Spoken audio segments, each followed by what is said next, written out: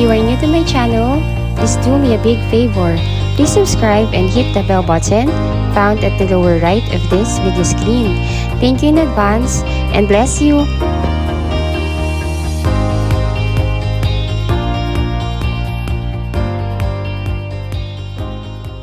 Good day everyone, I'm Miss Say Caranza, one of the licensed real estate broker based in Cavite. And right now, I'm here at Malagasang 2E, Imus, Cavite to present to you a detailed blog about Hamilton Executive Residences.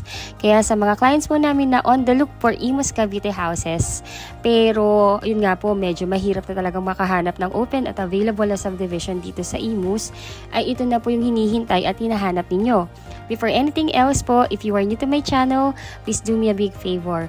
Please subscribe and hit the like and notification icon found at the lower right of this video screen. Thank you so much po. Malaking tulong po yan sa akin at sa aking buong team. Hamilton, by the way po, Hamilton Executive Residences is an 8-hectare prime land in Imus, Cavite. The property is owned and developed by Durabi Realty and Development Corporation. If you are familiar to Landcrease Residences, a residential enclave in Don Bosco, Parañaque, and Elliston Place, which is a townhouse project in General Trias, Cavite, sila po yung owner nun. This is only 20 kilometers away from Metro Manila through Cavitex Expressway. From the subdivision gate ng Hamilton Residences, around 2 kilometers lang, SM General Trias na po. Yun po yung pinakamalaking SM dito sa General Trias, Cavite, which is situated in the heart din ng katabing subdivision, which is one of the popular, which is di ko na siguro ibanggit. So ayun, so 2 kilometers away lang din from the subdivision gate ay yung newly built na Calax Expressway na magko-connect sa Cavitex Expressway at interconnecting din sa MCX via Daang Hari Road. Kaya if you are looking for a super accessible na papuntang Manila at paalabang, ito na po yun. Napakaganda ng location actually. Kung para makasiguro din kayo, you can also search and look sa Google Map. For our OFW clients na wala sa Pinas, you can also do your research sa Google Map para at least mas ma-visualize po ninyo yung mga daan at interconnection ng mga daan from mismong subdivision at sa target place na gusto po ninyong mapuntahan. Para mas ma-appreciate po ninyo at hindi naman po ninyo hindi naman ma-mislook yung mga ibang area na katabi pa ng ating subdivision kasi maganda po talaga siya at nandito na po yung lahat ng kailangan natin, accessibility na needed natin sa bawat area na gusto po nating mapuntahan. By the way po, SM General Trias, Cavite, ito po yung magiging pinakamalaking SM sa buong Calabarzon. So what's the meaning of this? The future is here in Cavite. Kaya if you are looking for a city, something like a city, pero provincial pa rin yung style or yung ambience, this is the perfect place for you and your family. Since SM General Trias, Cavite ay malapit sa ating Hamilton Residences, it means po na katabi lang din natin yung mga Tycoon developers, just to name a few, which is in Federal Land, Ayala Land, and Mega World. So, the appreciation of your property will soon, mas tataas po yun. Obviously po kasi syempre, as we heard, SM General Trias, yan po yung pinakamalaking SM sa buong Calabarzon. And the fact po na nandun lahat ng mga Tycoon na subdivision, ibig sabihin, there's something great na mangyayari sa mga infrastructure na malapit sa atin. Hindi malayong mangyari na yung appreciation ng mga property ng mga katabi nating subdivision ay mahahalin tulad din in the near future dito sa ating subdivision, which is dito sa Hamilton Residences. Kaya naman po panalong-panalo talaga kayo pag dito po kayo nag-invest dito sa Hamilton Executive Residences. Here in Hamilton Executive Residences, there is a total of 809 housing units and the target turnover is this year, first quarter of 2024. As you can see po dito sa video, tinur ko na kayo kanina dito sa loob ng subdivision po namin para at least you would have the idea kung ano po yung magiging itsura niya in the future and kung ano po ba yung magiging ambience pagdating ng panahon or pag nakalipat na po kayo dito sa atin. Right now po, may mga available tayo ditong mga ready for occupancy, yung mga gawa na at matitirhan na once tapos na kayong magbayad sa down payment at pagka-approve sa housing loan financing po ninyo. Meron din ongoing construction or yung konting weeks na lang or months na lang tapos na yung bahay. At meron din po kaming pailan-ilan na pre-selling or mga units na itatayo pa lang. Kaya, ayun po, very affordable po itong subdivision na ito. Lalo-lalo na po doon sa mga naghahanap ng ready for occupancy or yung tumatarget na makalipat sana within this year 2024. In Hamilton Executive Residences, we have a one house model or a two-story house model, namely Amanda Townhomes.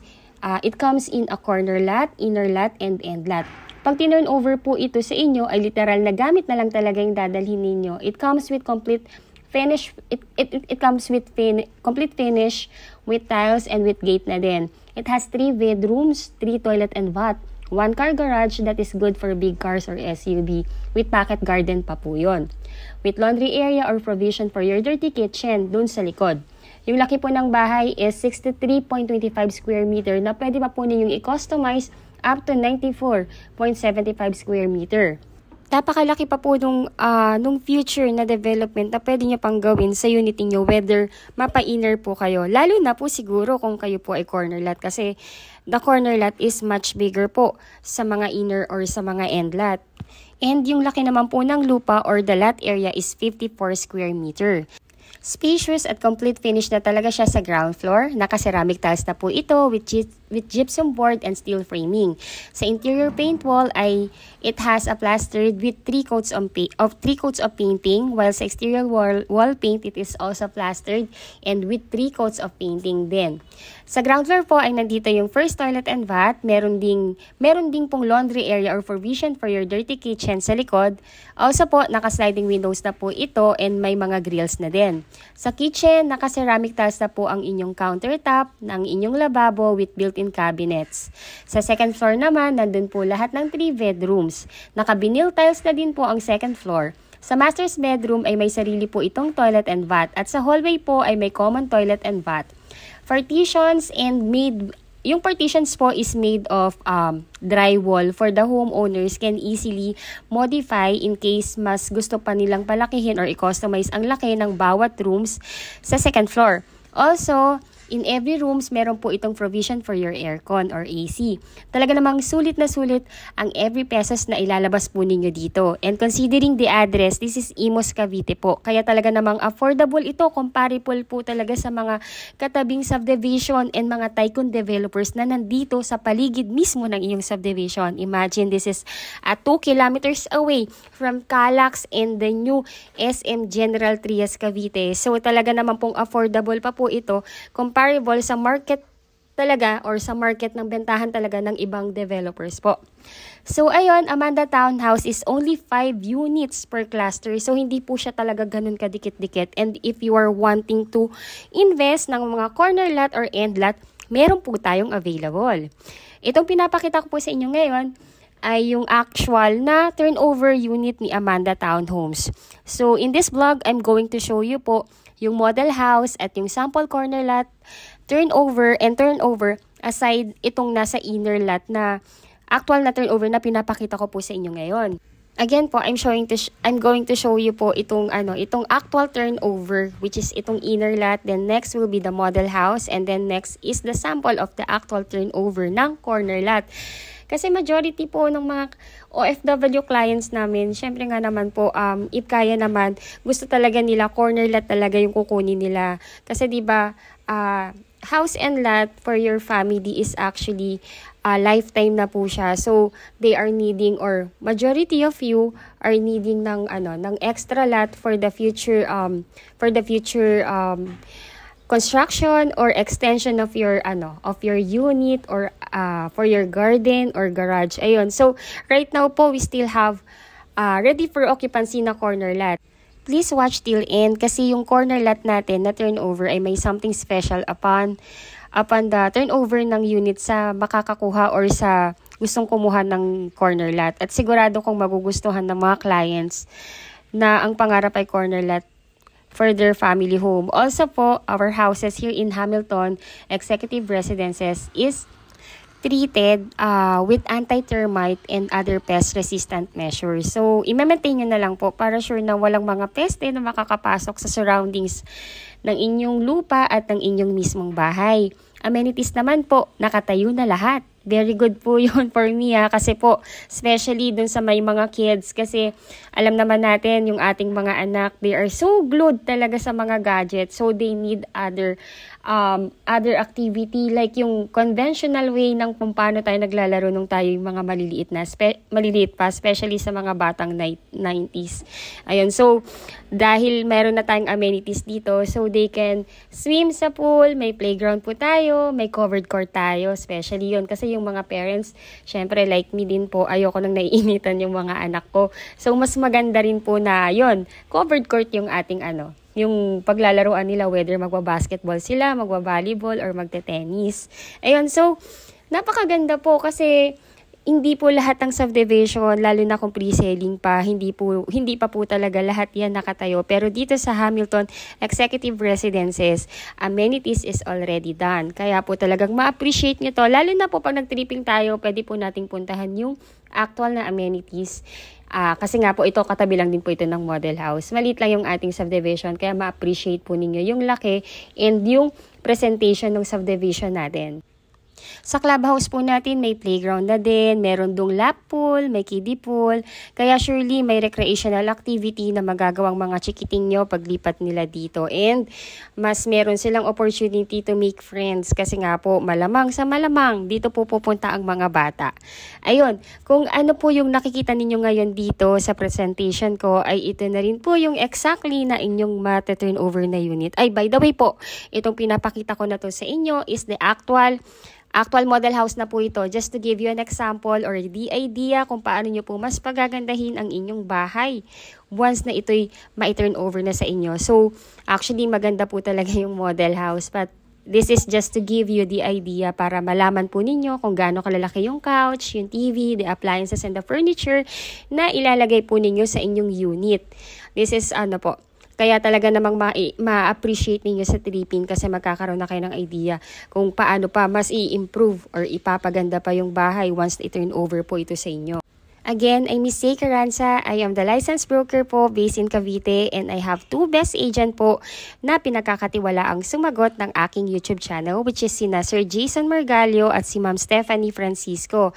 Our number is already posted in this video. You can contact us directly to our Philippine number. We are also available in Viber, WhatsApp, and Telegram. Pwede nyo po kaming i-message doon or nasa text description ng video po na ito, yung link ng aming mga YouTube para pwede nyo po kaming i-add and para po mas customize or mas, mas maganda po yung magiging conversation natin, lalo na po sa mga may mga clarification pa po regarding sa bahay. Add nyo po kami sa Facebook. Our Facebook URL is in this description po para at least makilala nyo rin po kami.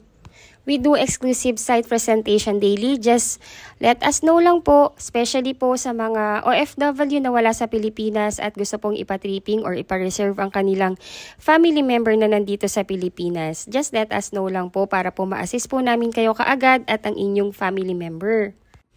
Majority of our clients come from different part of the world. Majority po talaga sa inyong mga home buyers po namin ay mga OFW. Kung OFW po kayo at wala sa Pilipinas and nai-inlove na kayo at nakikita na po ninyo na ito na yung best property for your new home and family at nais nang mag-reserve na inyong family home dito sa atin sa Hamilton Executive Residences, ay all you need to do is to assign a representative na siyang ititripping po namin para makita ang property at pipirma in behalf po ninyo sa pagkuha ng inyong pangarap na bahay dito sa Pilipinas.